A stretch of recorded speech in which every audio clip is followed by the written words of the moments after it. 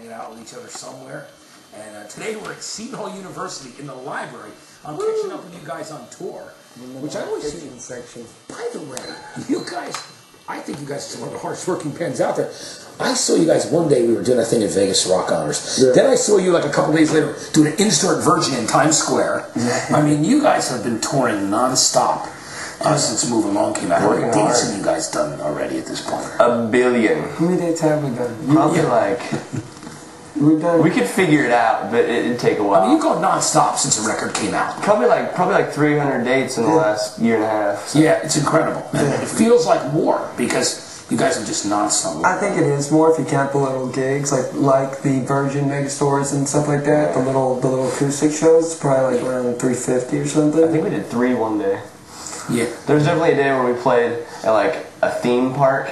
And then, like, a college later that night. Yeah, with the maybe a radio station gig or something like that. Yeah. It's incredible. Yeah, so we've been working. Yeah. Well, I also want to say one of the things you and I talked about off camera, we talked about a while ago, I thought was really cool. You said how, when you came out with the second album, you know, some people were like, oh, you know, those guys, they're not going to be around. And then you guys did the thing where the record climbed and then it made it there. Tell me about how you felt about that. Yeah, it was like, we put out Dirty Secret and we're like, well, we hope this song works. And then, like, what did it take?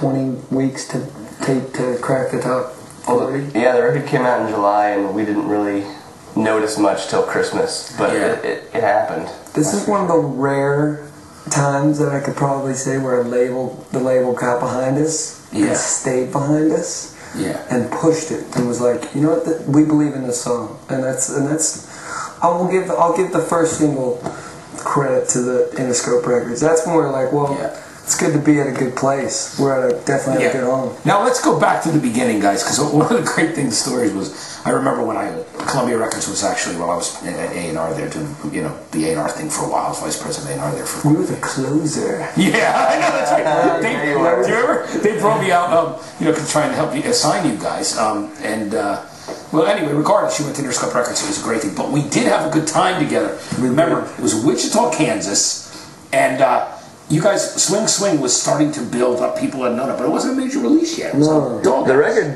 definitely wasn't even out yet. Yeah. So, yeah, it was just kind of like a little... It was like November, wasn't it? We had like 7 diehard fans there, though.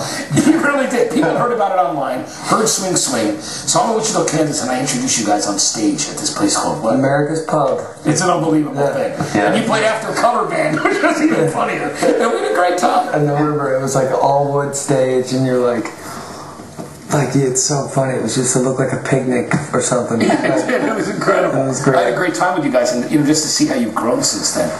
Let's go back to the beginning and your love for music, guys. You have one of the most incredible stories just on your birth, Tyson. That's right. Being born at a Van Halen concert in 1984, the year of the great album, 1984. Wow. Tell me about your mom and dad. Were they like big rock fans? What was the whole story with that? Yeah, totally. My parents are great big rock fans. My dad's a huge... my dad was the huge rock fan. Like, he got me into everything from, you know, Black Crowes to you know, Stone Temple Pilots, and that's kind of where I stopped with him. But yeah, it's a crazy thing being wrapped up in a tour shirt when you're born. Yeah, so you were actually wrapped up in a Van Halen tour shirt. Dude, I still have the shirt. That's incredible. That is a rock. That's what kind of thing eventually will be in the Rock and Roll Hall of Fame. Dude, you know what I mean? Let's put it there. Okay, because it's very cool. Yes. Being born at a Van Halen concert. And so you loved the music back then, and that's one of the things that made you want to sing. Were you like at home as a kid singing those STP songs? Or oh yeah, dude. I remember it would be like, you know, 10:30 at night, and my dad would be getting home, and he'd put on Leaving on a Southern Train and just sing it. You quite a way can curse on the show. Oh. Because you know you love to, and we had to cut a lot of stuff out with you. I love to fucking swear. You know, it's funny, you come in the morning, so I'm actually, this is like Sunday for me. It's my church. Okay, you got it. I will not swear in the morning. Okay, you got it. No, it just takes so much fucking effort. It's like, fuck. Yeah, okay. That took a lot. Okay, you got it. But, yeah, no, my dad was like the huge inspiration for rock. But then, like later down the line, my mom's like, my dad would be like, yeah, your mom and her damn Kiss 8-tracks. I'd be like, Mom rocked out the Kiss. Yeah. You can tell that. She has all these John Denver LPs. I thought she was a softie. And she's the lady that cried when John Denver died. That thought she knew him, you know. Yeah. Well, she knew him through his music, you know. Yeah. But the Kiss thing made me like proud. I'm like, Mom, come here. Yeah, I know exactly. It's amazing. That is cool. You gotta love the Kiss stuff. It's one of the greats. Yeah. Now, you, Nick. I know your devotion to rock and roll and songs. I know how much you love Def Leppard. You have the Def Leppard tattoo, which I think is so cool. And you got to, of course, play for them at the VH1 Rock Honors and do Photograph, which I thought was great.